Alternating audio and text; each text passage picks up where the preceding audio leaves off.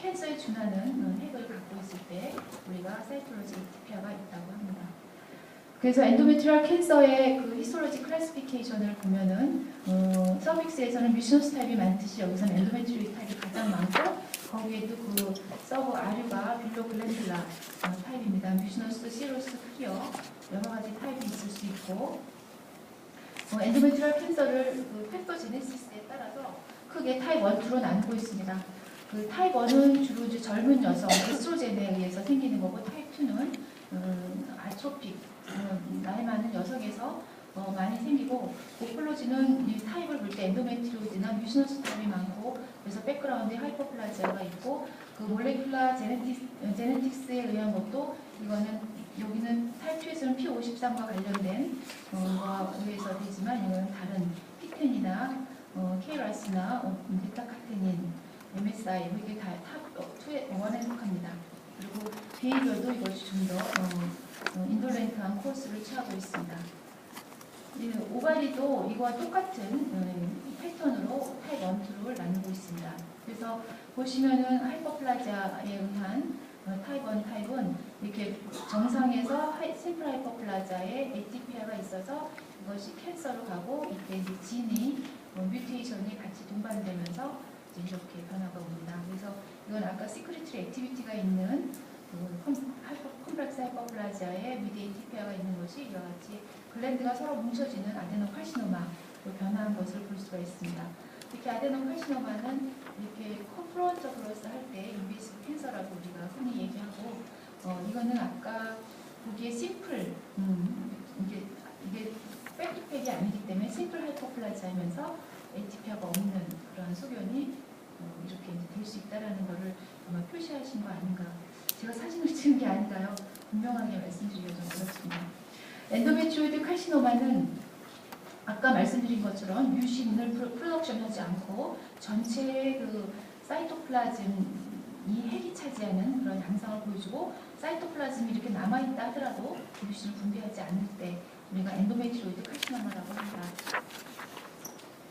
이거는 글랜드를 잘 형성하고 있기 때문에 웰 디퍼렌시에이트 아데노카시노마고 그 엔도메트리오이드 아데노카시노마가 일부 스쿼머스 디퍼렌시에이션을 하는데 이와 같이 사이토플라즘의 케라티니제이션을 보이고 있어서 스쿼머스 디퍼렌시에이션을 하고 이때 우리가 스쿼머스 디퍼렌시에이션을 이후에 전혀 반영을 하지 않고 엔도메트리오이드의 디퍼렌시에이션에 따라서 이유를 보이고 있습니다. 그러니까 예를 들어서 엔도메트리오이드가 웰 디퍼렌시에이티드면 웰 디퍼렌시에이티드 푸어리면 푸어리로 보이고 있습니다.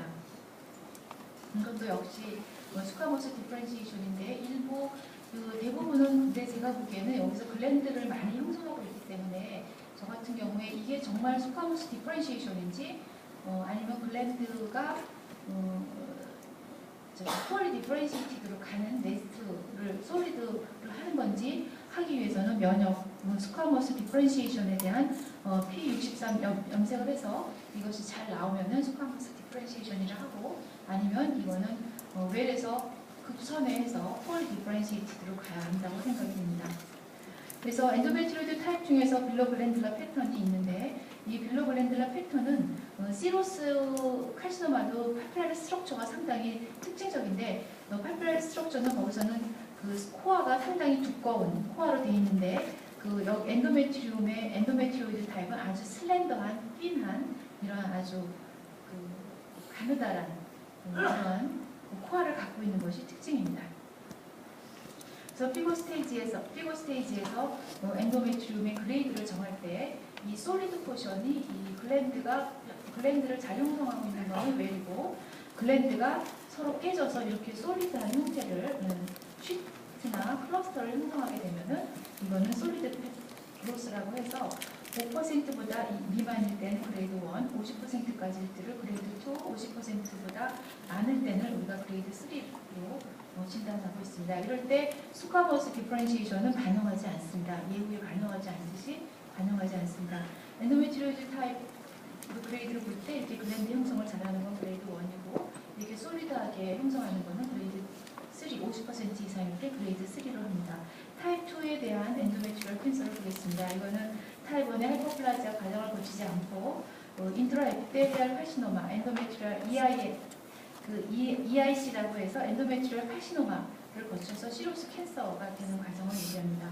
그래서 여기에 EIC가 관찰이 되고 여기에는 그 하이퍼플라지아가 아닌 오히려 아트로피 글랜드를 주변에 갖고 있습니다. 그래서 P53 뮤테이션에 의해서 처음 발생이 돼서 튜머 제네시스가 돼서 이와 같이 P53 양색을 하게 되면은 디퓨즈 양성 반응을 보이게 됩니다. 이와 같이 글랜드가 형성이 비교적 파퓰라리 스트럭처를 보이게 하지만 여기 글랜드를 잘 형성하고 있는데 이 형성하고 있는 글랜드를 라이닝하는 세포는 그 웰 디퍼런시에이티드 내지는 모더레이트 디퍼런시에이티드 셀이 아니라 상당히 디퍼런시에이션이 안 좋은 그 하이 그레이드 핵으로 구성되어 있습니다. P53 양성 반응을 보여주고 있고요. 그래서 시로스 카시노마의 특징은 파퓰라리 아키텍처의 하이 그레이드 핵을 갖고 있을 때 우리가 시로스 캔서라고 할 수 있습니다. 이거는 엔도메트리오이드 아데노카시노마이고 이거는 마이크로파퓰라리 코어가 없을 때 우리가 마이크로파퓰라리라고 얘기했듯이 마이크로파퓰라리 시로스 카시노마인데 여기서 지금 이 마이크로파퓰라리의 핵을 제가 보여드리기가 좀 어렵긴 한데요. 이거보다는 좀 더 나쁜 핵으로 구성이 되어 있습니다. 그래서 이것이 여기서 이제 이거가 엔도메트리오이드고 이게 왜 시로스냐라고 할 때 이거는 엔도메트리오이드의 비교적 디퍼런시에이션이 좋은 아데노카시노마이고 이를 구성하는 세포는 비교적 길쭉길쭉한 컬럼나한 형태의 엔도메트리움을 닮은 디퍼런시에이션이 좋은 세포로 되어 있어서 디퍼런시에이션과 핵이 잘 일치되는 때는 엔도메트리오이드도 아데노로 하고 이것도 길쭉길쭉한 이거는 이거와 다른 튜블라 스트럭처가 아닌 파퓰라리 스트럭처이긴 하지만 길쭉길쭉한 스트럭처가 있고 비교적 솔리드 그로스가 없지만 이 구성하는 세포가 이거같이 프로미넌트 여기 보시는 것 같이 프로미넌트로 아주 뉴클레오로스가 있음으로써 이거는 핵과 구조가 일치하지 않는 시로스 카시노마임을 우리가 알 수 있습니다. 그래서 엔도메트리오이드 아데노카시노마를 폐부서 진단하기란 굉장히 어려운 상태로 많은 경우에 있어서 그 50% 이상이 실제로 튜머셀이 있어도 그거를 스킵 그러니까 당겨 디텍트 못하고 노말이라고 내보내는 경우가 많습니다. 그리고 에티피컬 엔도메트리얼 글랜들라 셀이라고 진단하는 경우가 있고 트루 카시노마로 진단하는 경우가 상당히 어렵습니다. 그렇지만 아까 그 엔도 서빅스에서도 마찬가지로 여기서는 이런 파퓰라리 스트럭처가 마이크로 파퓰라리 스트럭처가 관찰이 되면서 핵의 여기 뉴클레올루스가 분명하게 관찰이 돼서 이런 경우는 우리가 어렵지만 그래도 시로스 타입의 아데노카시노마임을 우리가 폐에서 진단을 하기가 비교적 용이합니다. 크리오셀 카시노마입니다. 이게 홈네일 셀이 관찰이 되고요. 홈네일 셀뿐만 아니라 사실 이 클러스터만 있을 때는 이 홈네일 셀이 사실 크리오셀 카시노마의 전용 세포는 아닙니다. 가능성을 많이 시선하고 있지만 이럴 때 이제 크리오셀을 의심하고 크리오셀 카시노마를 주변에서 사이토플라즘에 클리어링한 거를 찾다 보면 이런 것이 관찰이 되고 또 찾다 보면은 이렇게 진짜 클리어한 글라이코겐이 뻥 뚫려져 나간 그런 크리오셀을 볼 수가 있고 이 크리오셀은 하이그레이드 뉴클레우스로 구성이 되어 있습니다. 대부분의 크리오셀 카시노마가 하이그레이드로 되어 있지만은 그래도 시로스 카시노마는 조금 달리 로그레이드 핵으로 구성되는 것도 있는데 이 경우는 하이그레이드 셀로 되어 있고 이렇게 솔리드 그로스를 할 수도 있습니다. 에그프라이 같이 솔리드 그로스를 하는 크리오셀 하고요. 그래서 이 아까 말씀드린 것처럼 임신했을 때 홈네일 패턴의 양상하고 트루 크리오셀 카시노마하고의 감별이 있을 때 우리가 관찰할 수 있는 것은 이 핵이 ATP아가 얼마나 분명한지 그리고 이 아리아스텔라 리액션은 호르몬의 영향을 받았기 때문에 핵이 이렇게 비비드하게 보이지 않고 약간 스머지, 뭉개지는 듯한 크로마틴을 보이는 것이 특징입니다. 그걸로 감별이 가능하고 그렇지만 그걸 확인하기 위해서는 면역 염색을 해서 확인하는 것이 필요합니다. 마이메트리얼 이전에 대해서는 마이오마가 있고 스트로말 튜머가 있고 MMMT, 카시노살코마, 아데노이드 튜머가 있습니다. 그래서 우리가 흔히 많이 보는 게 마이오마이고 거기에 히스톨로직 베리언트가 셀룰라 에피텔리오이드 믹소이드 에티피칼 라이포레오마이오마 그리고 패턴 자체가 이상하게 보이는 디퓨즈 레이오마이오마토시스, 인트라베너스 레이오마이오마토시스, 메타스타사이즈하는 레이오마이오마들이 있고요. 레이오살코마가 있고 스턴크라고 해서 언서트 말리그란트 포텐셜의 스포츠먼트 튜머가 있습니다. 레이오마이오마의 특징은 지금 고정세포가 스무스 머슬, 비나인 스무스 머슬로 되어 있어야 되는데 스무스 머슬의 특징은 이와 같이 잘 보이는지 모르겠는데요. C가 그러니까 담배 한 개 피가 있는 것 같은 이런 그 C가 C일 때 이게 파이브로블라스트하고 다릅니다. 파이브로블라스트는 위가 꼬리가 이렇게 쳐져 있는 양상인데 이거는 C가 C인 게 특징으로 레이오마이오마이고요. 마이토시스나 셀 ATP가 없어서 레이오마이오마이고 셀룰라 레이오마이오마는 정상 마이오벤트륨보다 셀룰라티가 높을 때 아주 심할 때 우리가 셀룰라 레이오마이오마라고 진단을 주는데 가끔 이렇게 세포가 셀룰라티가 높을 뿐 아니라 핵이 이렇게 하이퍼크로마틱하게 스캐터드 돼 있을 때 우리가 에티피컬 레이오마이오마라고 합니다. 이렇게 인트라베너스 레이오마이오마토시스는 뱃슬 내에 마이오마가 쏙 밀고 들어갔을 때 우리가 인트라 레이오마이오마토시스라고 하고 이거는 레이오마이오마지만 이것이 임상적으로는 뱃슬을 따라서 쭉 인페리어 베나 카바를 통해서 심장까지 갈 수 있는 개연성은 얼마든지 있기 때문에 이거는 보어더라인으로 분류를 합니다.